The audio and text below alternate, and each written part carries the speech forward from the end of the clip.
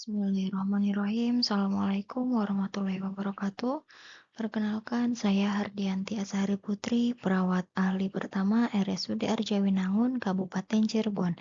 Saat ini saya akan menjelaskan mengenai orientasi P3K, pengenalan nilai dan etika, pemberian darah dan produk darah pada pasien anemia di ruang Diponegoro RSUD Arjawinangun, Kabupaten Cirebon. Latar belakang pada pembahasan kali ini yang pertama, ASN meliputi PNS dan P3K menurut Undang-Undang Nomor 20 Tahun 2023. Kemudian, setiap P3K baru wajib menjalani masa percobaan atau orientasi. Orientasi ini memerlukan pemahaman tentang nilai dan fungsi ASN sebelum terjun ke lingkungan birokrasi pemerintahan. RSUD Arjawinangun melayani masyarakat dengan berbagai macam pemberian terapi, salah satunya transfusi darah pada pasien anemia. Kemudian, edukasi pemberian transfusi darah meliputi pemahaman tentang manfaat, tujuan, jenis, prosedur, dan risiko. Maksud tujuan dari pembahasan kali ini yang pertama, memahami program orientasi dan mengenal nilai dan etika instansi.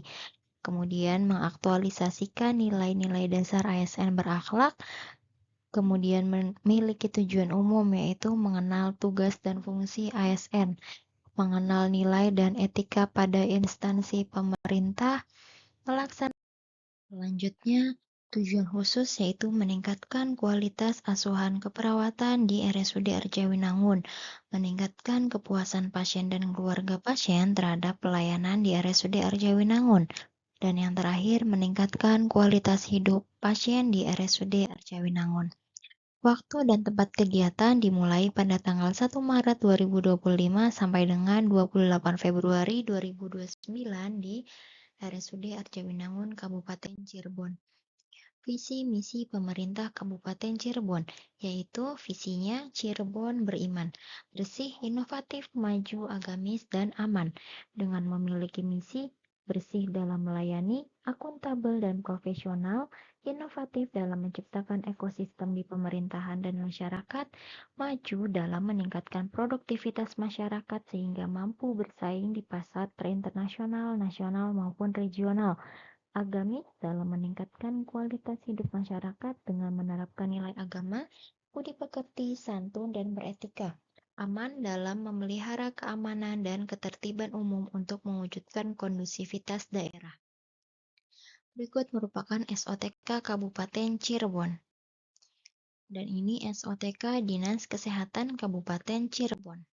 Strategi arah kebijakan dan program pembangunan daerah. Yang pertama, mengkaji sasaran pembangunan periode sebelumnya maupun yang akan datang. Kemudian mengkaji gambaran umum kondisi daerah dan capaian pembangunan. Selanjutnya, melakukan analisis lingkungan internal dan eksternal, merumuskan faktor-faktor keberhasilan, strategi, dan pengembangan kerangka kebijakan, kemudian mengevaluasi berbagai alternatif strategi, dan memilih strategi yang paling sesuai untuk mencapai sasaran pembangunan. Manajemen kepegawaian dan penilaian kinerja P3K. Penetapan kebutuhan dimulai dari jenis jabatan yang dapat diisi oleh P3K. Instansi pemerintah wajib menyusun kebutuhan jumlah dan jenis P3K. Penyusunan ini dilakukan untuk jangka waktu 5 tahun berdasarkan prioritas kebutuhan. Kebutuhan ditetapkan dengan kebutuhan menteri. Pengadaan dilakukan melalui tahap perencanaan, pengumuman lowongan, pelamaran seleksi, pengumuman dan pengangkatan P3K. Selanjutnya, penilaian kerja dilakukan berdasarkan perjanjian kerja di tingkat individu, unit, maupun organisasi. Dimanfaatkan untuk menjamin objektivitas perpanjangan kinerja, pemberian tunjangan, dan pengembangan kompetensi. Selanjutnya, penggajian dan tunjangan pada P3K yaitu pemerintah wajib membayar gaji yang adil dan layak berdasarkan beban kerja, tanggung jawab, jabatan, dan resiko pekerjaan. P3K juga diberikan kesempatan untuk pengembangan kompetensi yang harus dievaluasi oleh pejabat yang berwenang. Selanjutnya, P3K yang telah menunjukkan kesetiaan, pengabdian, kecakapan, kejujuran, kedisiplinan, dan prestasi kerja dapat diberikan penghargaan berupa pengembangan kompetensi, kesempatan menghadiri acara resmi atau acara kenegaraan. Dan yang terakhir, pemutusan hubungan perjanjian kerja ini dilakukan karena jangka waktu perjanjian kerja telah berakhir, meninggal dunia, dan atas permintaan sendiri. Nilai dan etika OPD. Yang pertama, visinya memiliki terwujudnya Kabupaten Cirebon berbudaya, sejahtera, agamis, maju, dan aman. Misinya meningkatkan kualitas hidup masyarakat melalui pemenuhan kebutuhan dasar, peningkatan kualitas pendidikan dan pelatihan kesehatan maupun ekonomi dengan tujuan mampu memberikan arah perencanaan pembangunan untuk menjawab tuntutan lingkungan strategis, lokal, nasional, maupun global. Perencanaan ini mengadopsi program RCPM daerah Kabupaten Cirebon. Strategi dan program indikatif RSUD Arjawinangun dengan mengoptimalkan pelayanan rawat inap, rawat jalan, dan pelayanan penunjang, serta meningkatkan jumlah tenaga kerja sesuai standar kompetensi dan legal forward. Selain itu, tidak lupa RSUD Arjawinangun juga mengadakan akreditasi rumah sakit. Program indikatif RSUD Arjawinangun yaitu meningkatkan upaya kesehatan masyarakat, pembinaan lingkungan sosial, meningkatkan kapasitas sumber daya aparatur, pengadaan peningkatan saran dan prasarana rumah sakit, standarisasi pelayanan kesehatan, peningkatan disiplin aparatur, serta peningkatan keselamatan ibu dan anak. Fungsi RSUD yang pertama, menyelenggarakan pelayanan pengobatan dan pemulihan kesehatan. Kedua, memelihara dan meningkatkan kesehatan perorangan melalui pelayanan kesehatan yang paripurna. Yang ketiga, menyelenggarakan penelitian dan pengembangan serta penapisan teknologi bidang kesehatan. Nilai organisasi yang ada di RSUD Arjawinangun yaitu kompeten, tanggap, empati, ramah, bersih, amanah, dan ikhlas. Berikut merupakan SOTK RSUD Arjawinangun. Berikut merupakan SOTK Ruang Diponegoro RSUD Arjawinangun.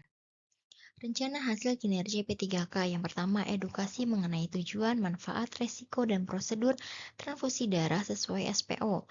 Memiliki tujuan mengetahui tentang tujuan, manfaat, resiko, dan prosedur darah. Indikatornya dengan pasien dan keluarga dapat menyebutkan tujuan, manfaat, dan resiko transfusi darah. Yang kedua, memberikan transfusi darah pada pasien anemia sesuai SPO. Transfusi darah pada pasien anemia dilakukan secara aman dengan indikator pencapaian pemberian transfusi darah sesuai SPO 100%. Dan yang terakhir, edukasi tentang pemantauan produk darah pada saat transfusi darah dilakukan. Yang pertama, meningkatkan keamanan transfusi darah pada pasien, sehingga pasien dan keluarga dan rekan sejawat diharapkan dapat meningkatkan keamanan saat transfusi darah. Kegiatan ini dilakukan pada tanggal 1 Maret 2024 sampai 28 Februari 2029. Kesimpulannya, orientasi ini dibuat agar bisa meningkatkan koordinasi dan kerjasama di instansi masing-masing, dengan pelayanan pada instansi pemerintah mampu diberikan secara optimal, serta banyak pelajaran dan arahan serta motivasi yang didapatkan.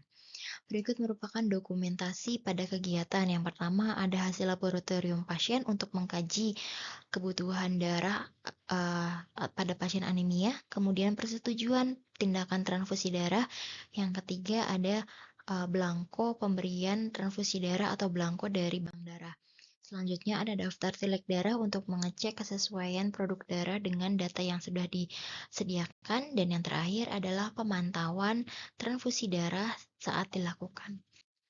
Terima kasih banyak atas perhatiannya. Kurang lebihnya mohon maaf. Wassalamualaikum warahmatullahi wabarakatuh.